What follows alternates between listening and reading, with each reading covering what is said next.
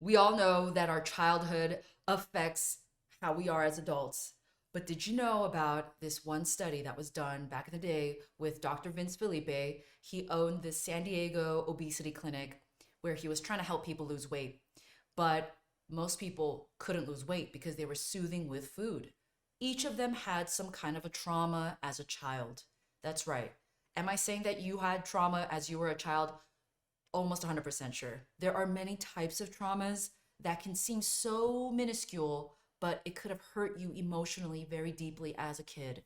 Okay, so in this study that they did back in San Diego, they had over 14,000 adults surveyed, and most of the traumas, most of the bad things that happened to them were the following: physical abuse, sexual abuse, emotional abuse, parental death, parental mental illness, the parent went to jail, violence in the family, a lot of fighting, the parents being addicted to something, the parents getting a divorce, the parents neglecting the kid on purpose or not, racism, poverty, bullying from family or non family members. All these things are traumas, are emotional wounds that makes them feel like something is wrong with them.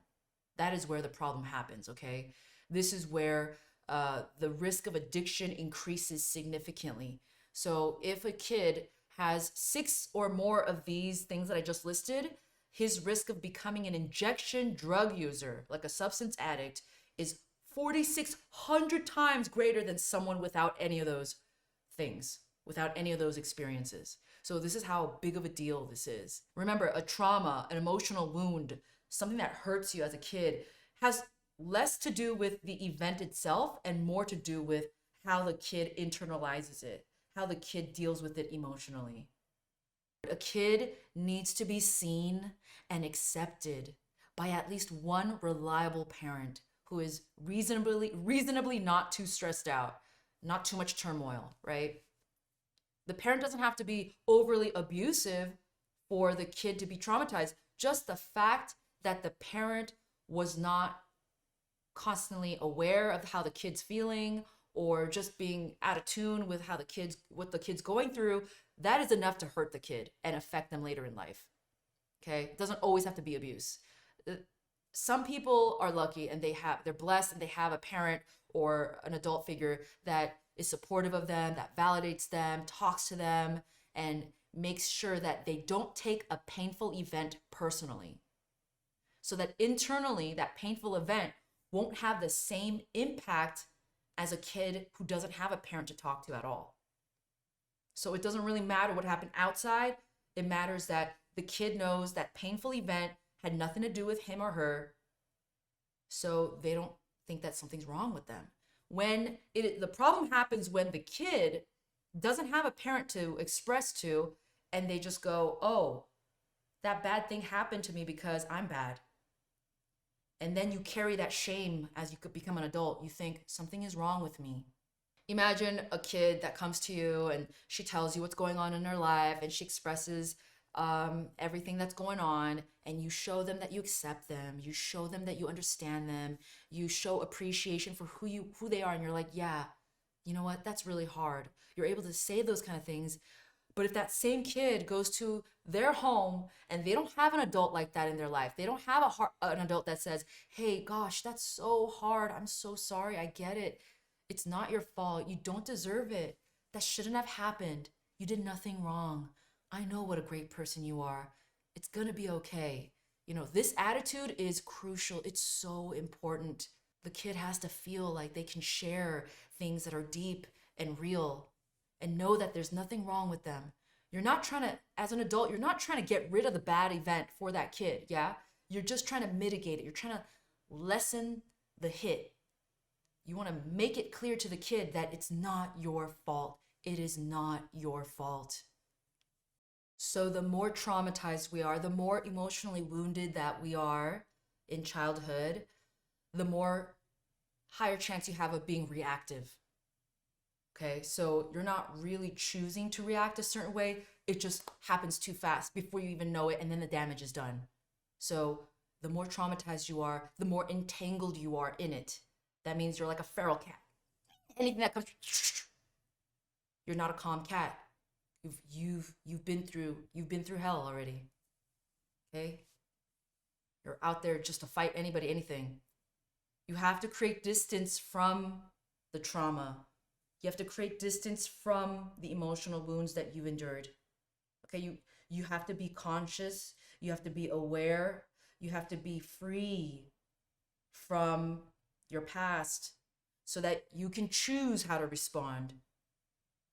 There's this famous book called The Body Keeps Score, and it's about traumas. Beautiful book, over 33,000 reviews, almost 5 stars. I think it is 5 stars. And there's a quote from it. It says, "Understanding why you feel a certain way does not change how you feel." So understanding why I feel a certain way doesn't change the way I feel. I still feel angry, right? I'm still pissed. But it can keep you from surrendering to intense reactions. So, for example, like me attacking my boss who reminds me of a perpetrator, or like me breaking up with my boyfriend just because we had one fight. So you're not as reactive. You may still be pissed, but at least you're not going to do something so dramatic and crazy. You know, the more frazzled we are, the more like feral we are, the more our rational brain, which is located out here in the front, takes a back seat to our emotions. So the more and the more less aware we are, the less aware we are of how we tend to act, the more likely you're going to let your emotions take control. You're going to let your crazy feelings take control. Remember I said earlier, we want to be not led by our feelings. We cannot let our feelings control how we dictate our life because it can get out of control fast. And we will have lots of regrets. We will not only hurt ourselves more, but we can hurt more people that way. And it makes sense that if you are very traumatized, you're likely to think that other people are out to get you. Like they're doing things against you, like purposely to you, right? And someone that's really traumatized like that will be less understanding of other people's struggles, other people's insecurities, other people's concerns. It's kind of selfish. It's like, oh, everything's kind of surrounding around me. It's about me. When really it maybe had nothing to do with you in most cases. Trauma makes it hard to be present. Trauma makes you stuck in your past. Literally, you think you're reacting to the present. You think you're reacting to this guy, but you're actually reacting to something that actually happened to you a long time ago, and it's affecting your relationship with this person right now. We think the other person caused our pain, but we're actually causing the pain by connecting our present to our perception from the past. They're not causing this to be in you, this stuff to be in you. You're carrying that ammunition and the explosives inside of you. So don't blame other people. Check yourself first. If you're so entangled in your own mess, it's your responsibility to calm yourself down so that you don't continue to hurt more people and just continue to hurt yourself more and seek more comfort to make yourself feel better. Where am I going with all this? Okay.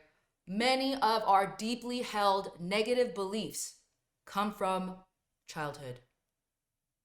Most of our deeply held negative beliefs that continue to hurt us in adulthood started in childhood. That's why we're talking about trauma.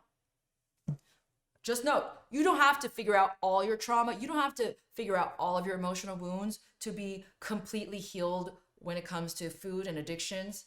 There are people that are still messed up that still haven't figured out their traumas or can't even remember half of them, and they're still able to let go of the urges and the addictive behaviors.